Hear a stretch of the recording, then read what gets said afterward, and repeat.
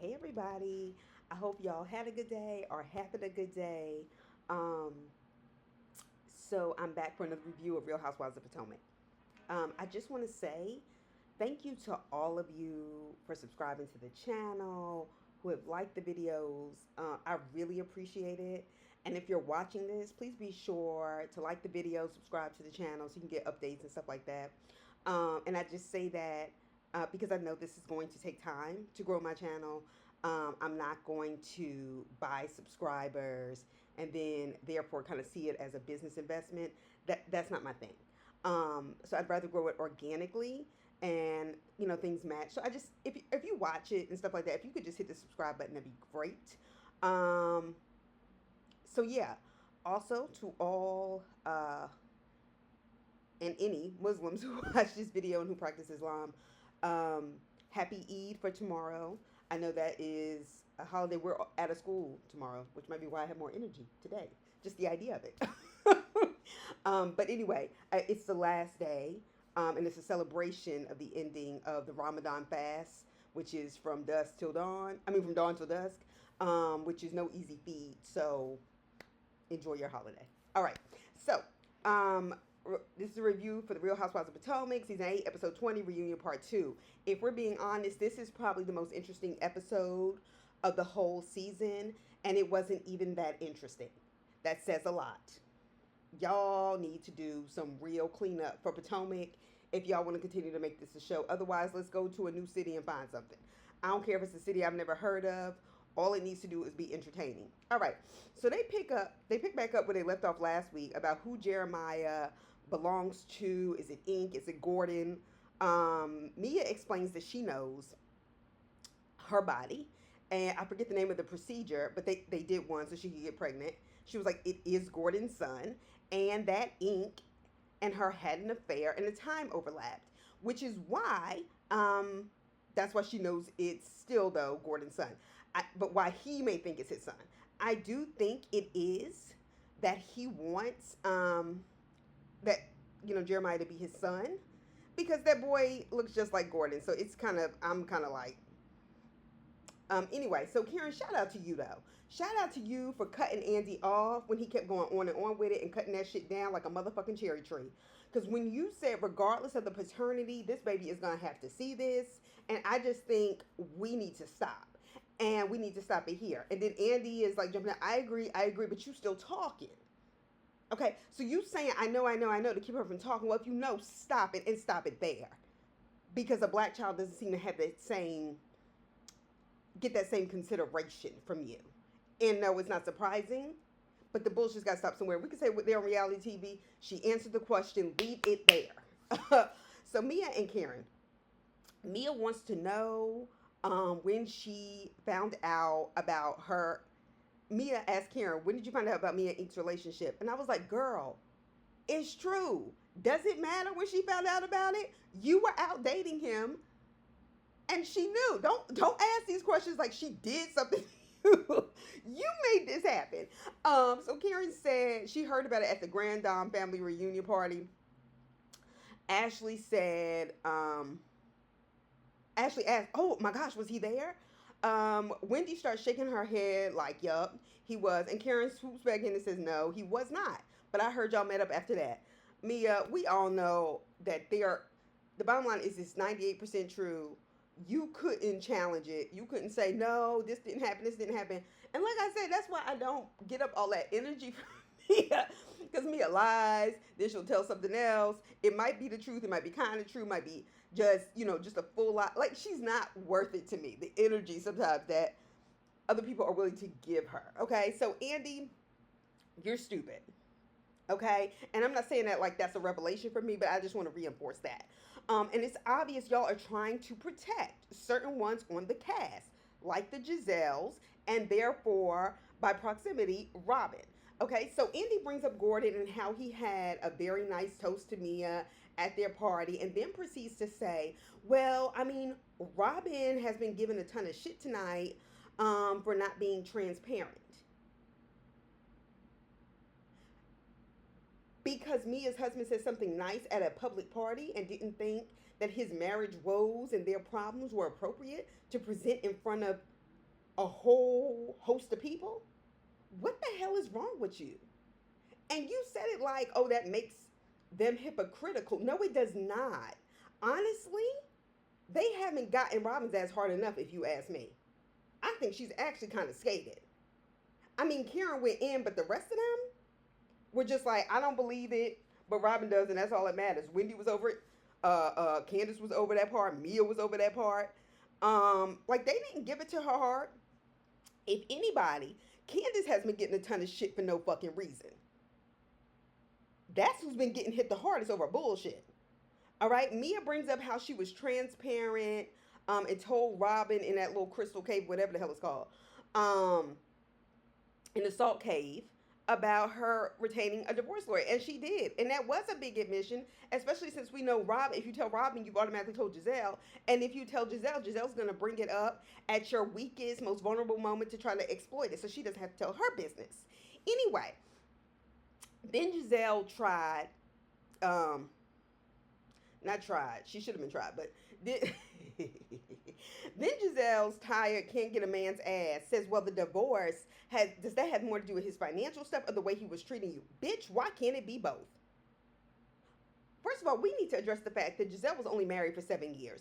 And just because the divorce came after 7 years of being legally married, that marriage probably was over before then. I don't mean, we could see it coming.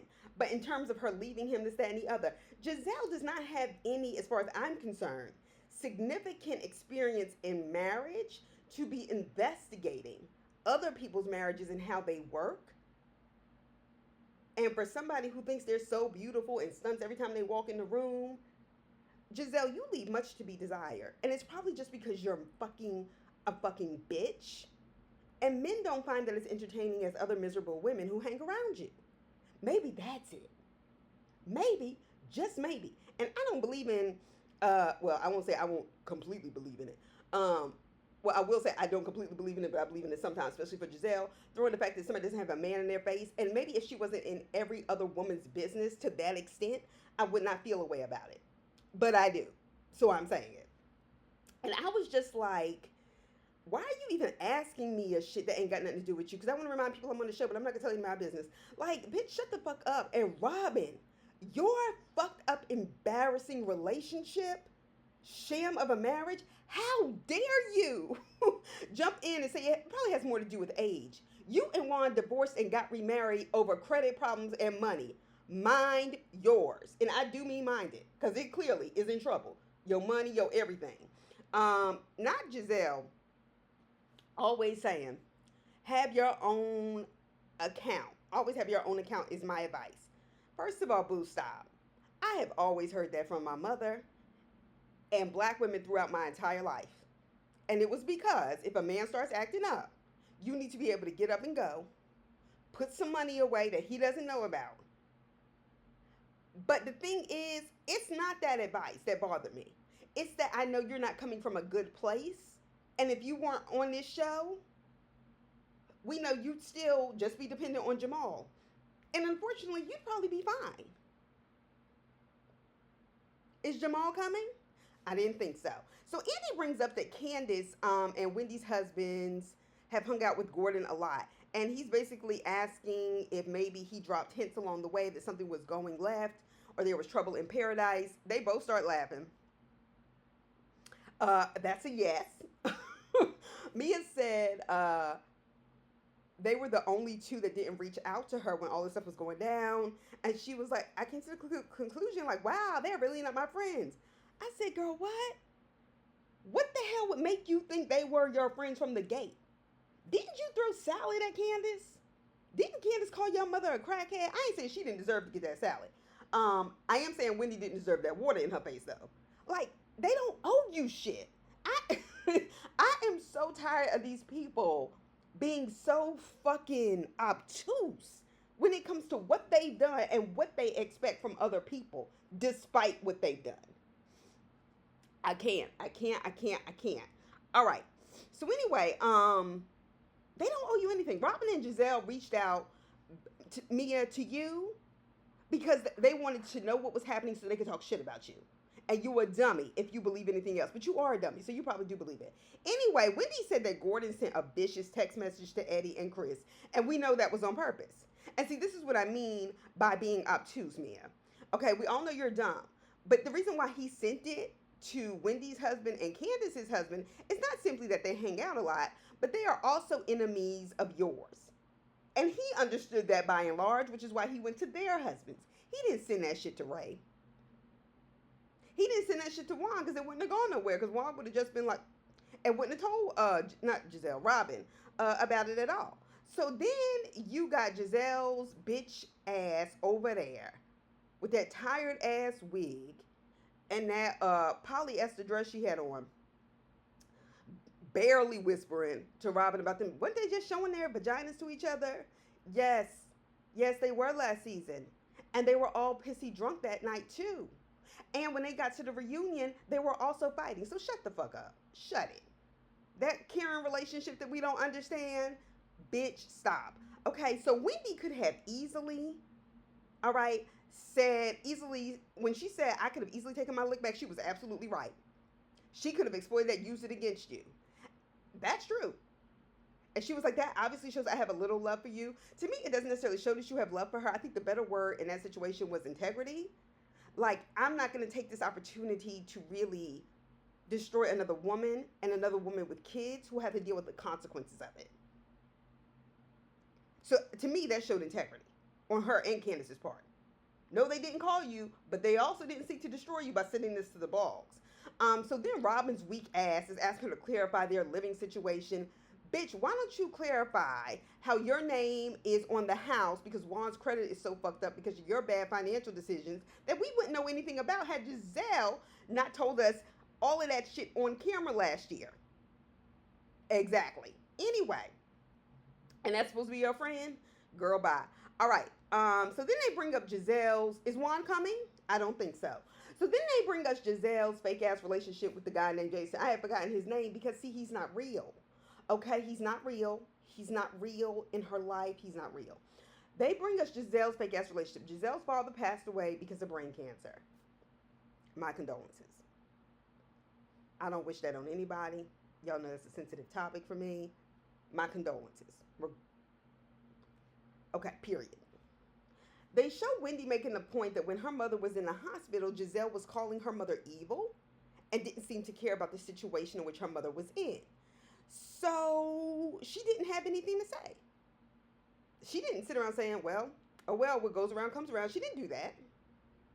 But when somebody's mother has been in the hospital, you're not sure what's going on, you're concerned and you're worried. And Bravo presented it kind of like a 2. But the bottom line is, if you're away, you're not able to be near your mother, but your brother is there. There is still this kind of lingering uncertainty.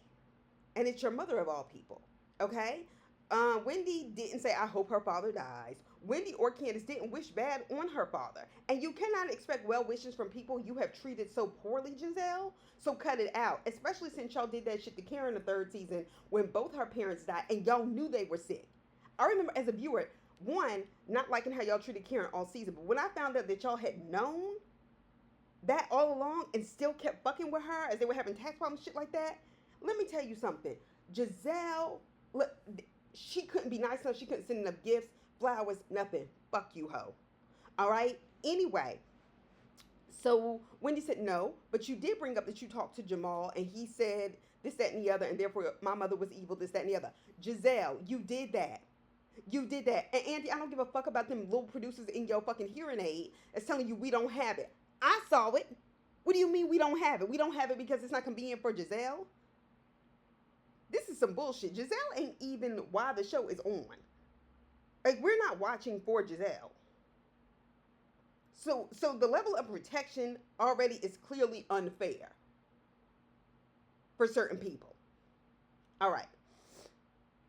And my thing is, yes, you did say that. I don't need a playback to know. And whether you knew her mom was in the hospital or not, you were talking shit about the issue between her and Nneka that had nothing to fucking do with you. Nothing. Nothing. You chose to be a part of that, and you were talking shit with your charlatan of a husband, ex-husband, ex-boyfriend, after being your ex-husband, ex-whatever, and you're cruel. You wanted to say something evil. Gizelle, you are the biggest liar on this cast. How dare you? Gizelle, whatever, talks about being with her father as he died. Like I said, my condolences. Then she's crying, even though she was cruel to Karen and her mother died season 3, like I said. Now, Candace does start to cry. And Andy asks, why is she crying? Gizelle says she cries even when it isn't about her. Now, y'all know how I feel about Candace's crying overall. Candace is up here shedding tears for you because she doesn't wish that on you. She doesn't wish that on your family. The idea of losing her father, the idea of you losing yours, is still something that she has compassion for. And you, in that moment, can't keep your evil, fucked up, mean girl ass shut up long enough to let Candace just say what she needs to say. And that, to me, is where I got off the bus. Bitch, you can't stop being a bitch for 10 fucking seconds for somebody to show you sympathy. And that's why Wendy was not walking around with overwhelming sympathy at that party, and why Candace shut down at that party. Candace said, well, I feel her pain. Candace is a human being. And if her tears meant anything, it did this time. And I felt nothing for Gizelle in that moment, because Gizelle doesn't feel anything for anybody else. Giselle is a bitch. It's amazing to me that she can say she doesn't show emotion much. Why are they saying that, oh, she doesn't show a lot of emotion? She does. She shows anger. She shows resentment constantly throughout this show with the way she treats people. She shows evil happiness whenever somebody has trouble in their life. Oh, no, she shows emotion. What you mean is she doesn't show vulnerability. Fuck her. So Karen was right. Everybody in that group has made faces when they started talking about at the table, Giselle's daughter going to college in Florida, whatever. Candace was absolutely right when she said, I regret deeply. And what they thought she was going to say was an apology. And it was not. That Gizelle chose to weaponize her children in that moment, and yes, she did. You knew good and goddamn well that wasn't about your kids. That was about them not liking you. You were saying something in the middle of you just trying to gush and act like that's the biggest issue in your life, knowing how fake and phony your appearance of a life is, even though it still looks bad on TV despite your fake and phoniness. Fuck that shit, okay? And let's talk about the lies you spread on Candace's husband that have caused terrible effects, and not to mention the Happy Eddie ones that came from Ashley bringing her, ridiculously eyebrow friend onto the show. Robin starts lying about Gizelle and Jason's relationship, saying they have a fun relationship. They really seem to do this and that together over the phone. Gizelle, just go on Catfish one episode. We don't want to see you no more. Anyway, Candace's lump has shrunk. And I'm glad they brought it up because it reminded me to schedule my mammogram. And I'm very happy for her.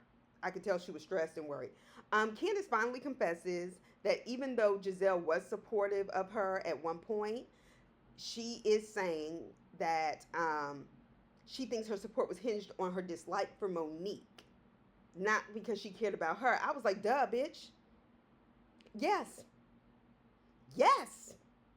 That's exactly why. And it's just like that damn Mean Girls movie.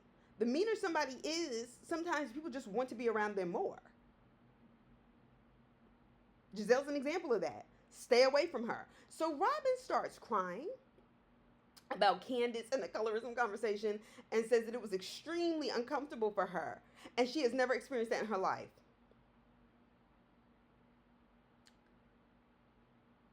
Well, Robin, let me stop you there. It's painful for people who experience colorism. So fuck your discomfort. You've never experienced that in your life? That says to me you must only have been in contact with people who look and act like you. You're making the case that you have essentially been privileged to have been able to avoid it. Talk about fake tears. And as a light-skinned black woman, I have told you I have experienced colorism, and it goes both ways, and I stand 10 toes down on that. Because black people have collective power. They don't, I mean, I'm saying because black people don't have collective power. I've seen it. We're not going to act like all the brown-skinned women and Lisa Nicole didn't help push Mariah Huq off that show. Then they all ganged up together and pushed Lisa Nicole off that show. Now, if that would have been the other way, y'all would have said it was colorism. Like, cut the bullshit, okay? Nevertheless, I would never say, and I've said this before, that colorism does not exist, and that dark-skinned black women do bear the brunt of it. Okay? So, Gizelle, the way you said, I belong to a black sorority. I went to a black college. I said, bitch, you sound like a white person who's saying, I have black friends. Therefore, anything I do is not something worthy of criticism. Bitch, cut it the fuck out. And why didn't you just take yourself out the center of it for just a moment? Since you weaponized your kids before. Why didn't you say, I have 3 brown daughters who are much darker in complexion to me. I would never want anybody to think that I thought less of my children. I would never want any of their friends, any of the people in my family who have a darker complexion to ever think that I thought that about them as black people ever. And so that's why it was hurtful to me. And following up behind that, and I'm sorry that any of my behavior made you feel that way because I never meant it that way. That was not why I was coming after you. And I could have done better so that you didn't feel that way. That would have just been a start, but it would have been better than that bullshit you pulling. And so you want to know, and this is just going to be my piece for a second. You want to know why black women are always having these fights? I've said it before and I'll say it again because it's rooted in our competition with each other over black men's attention in a society that makes us feel ugly and less than no matter what. And black women do have a tendency, black men do have a tendency to favor light-skinned women in terms of attraction, relationships over darker complexioned women. And we fight each other over it because that's really what we resent. Black men may snap on each other, you act light-skinned, this, that, and the other, about complexion, but we don't see them tossing these accusations. I'm not just talking about on reality shows that tend to be centered around women and fighting, but on TikTok, they're back and forth and fighting each other over the issues of complexion the same way or at nearly the same rate that we see black women doing it, because that's really what's at the core of it all in these heterosexual relationships and the way in which black people see themselves. Period. And that's a hard ass truth people to reckon with. And black women sit around and say, oh, I only date dark skinned men, this, that, and the other, this, that, and the other. Well, okay. And that's not considered colorism, is it? That's what I find amazing. Anyway, also, Candace, baby girl, you didn't make it no better talking shit, and you married to a whole ass white man, and now you got caught saying you were afraid to have light-skinned kids, but the difference is this was taped before you got caught saying that. And the bottom line is, one of the things I say about these reality shows, look, we only see what we see. So the bottom line is this whole conversation happened before any of that came out. So it does not matter. We cannot hold that against her in the same way. I'm saying after the fact, it don't make it no better, but it doesn't matter. In that moment, none of them knew that. Anyway, so Wendy taking them out, Wendy was me. She said, well, let's just take it out of the colorism conversation and put into a black-white framework, essentially is what she was saying. And Wendy saying that it does not, Wendy was like, would we feel the same way? And Gizelle sitting there with her dumb ass trying to act confused. No, bitch, you understood. That was about as basic as she could break it down for you. And when Karen said, well, there is no better group of women on Bravo to have this conversation. And Wendy said, nope, I disagree. Because you have to have the range. Absolutely. Robin, this wasn't about you and your tears. You couldn't even explain why you were hurt by it. Like, as a black person, oh my God. It was embarrassing and painful for me to watch us have that conversation again on TV after it had been recorded. I didn't realize the kind of pain I had caused. And I'm sorry, and these have been my experiences. Please tell me about yours, because I want to reconcile and I want to make this better for black women. The same way y'all cared about it all of a sudden when Monique snatched Candace over that table after she had fucking provoked her over and over again. And Candace, you went for the okie doke. Because, see, my thing was that colorism thing was very obvious with Monique, Robin, and Gizelle. Because people felt, I think those two felt like she's brown, she has all this money, and she shouldn't because of that. I'm the pretty light skinned woman. This is supposed to happen to me. That's how I felt. Anyway, but see, they didn't have her back. So Candace, Chris, and Robin, they bring the husbands out. Candace said she has never met the woman. Not Candace, Chris. We know Candace hasn't. Chris said he has never met that woman that was going online. He refused to really engage in any other bullshit and lies. Good for you. I don't blame you. I never believed that shit. I didn't even hear about whoever this woman was. She came out, said she was pregnant, had an abortion, said it wasn't true, then said it was. And Gordon, as quietly as he said it, he made the point. That speaks to credibility. Period. And then Robin starts asking about the screenshots, this, that, and the other. Bitch, worry about the overwhelming evidence against Juan. We don't hear about Chris. We hear about Juan with multiple women. And apparently, others have seen it. And pictures have surfaced. And yes, anybody can Photoshop screenshots. You fucking idiot. Maybe you know that if you weren't so busy being goddamn stupid. But see, you don't know shit.